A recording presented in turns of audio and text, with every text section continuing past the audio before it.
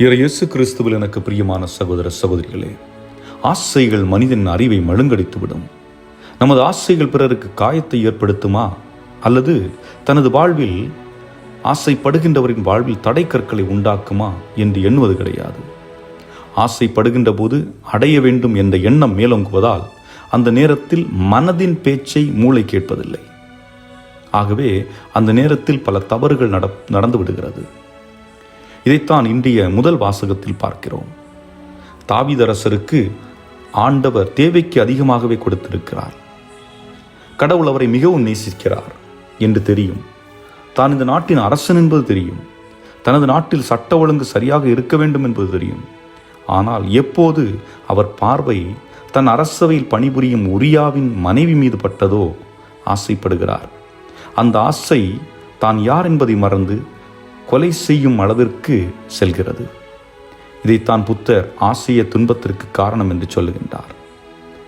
அதே போன்று இன்றைய வாசகம் நமக்கு சொல்லும் செய்தி, தவறு செய்தால் அதற்குரிய தண்டனையும் உண்டு, அதே நேரம் மன்னிப்பும் உண்டு என்பதுதான்.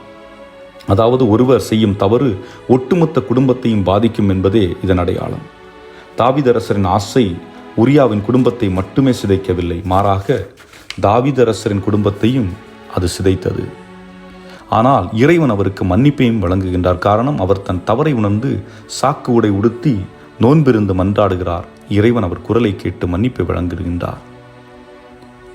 மேலும் இன்றைய நற்செய்தியில் பார்க்கின்ற பொழுது கலிலேயாவில் உள்ள கடலில் இயேசுவும் சீடர்களும் பயணம் செய்கிறார்கள். காற்று படகை தாக்குகிறது. அனைவரும் பயந்து ஆண்டவரை எழுப்புகிறார்கள். இது நமது வாழ்வை மையப்படுத்துகின்ற நிகழ்வாக பார்க்கலாம். நமது வாழ்விலும் பல சோதனைகள், பிரச்சனைகள், துன்பங்கள், மரணங்கள், மத மோதல்கள், தனியார் மயமாக்குதல் போன்ற பலவற்றை கண்டு நமக்கு பயம் ஏற்படுகிறது. இதுபோன்ற நேரங்களில் பயப்பட வேண்டாம், நம்பிக்கை கொள்ளுங்கள் என்கிறார் ஆண்டவர். சூழ்நிலைகள் எதுவாக இருந்தாலும் உண்மை ஒன்றே, அந்த உண்மைதான் இறைவன், அந்த உண்மைதான் ஆண்டவர் இயேசு கிறிஸ்து.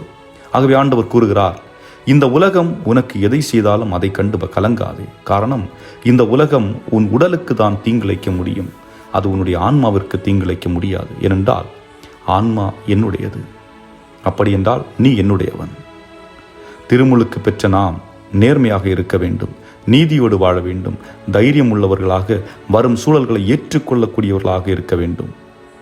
பின்பு இறைவனிடம் நம்மை நாமே ஒப்புக் கொடுக்க வேண்டும். காரணம், உலகின் அச்சாணியே இறைவன்தான், மனிதன் அல்ல. பல நேரங்களில் மனிதன் தன்னை கடவுளாக நினைத்து கொள்ளுகின்றான். ஆனால் அவனுக்கும் மரணம் உண்டு என்பதை அவன் மறந்து விடுகிறான். மரணம் இல்லாதவர் இறைவன் ஒருவரே, அவரே நம் ஆண்டவர் இயேசு கிறிஸ்து. சிந்திப்போம். இறைவன் உங்களை நிறைவாக ஆசீர்வதிப்பாராக. ஆமென்.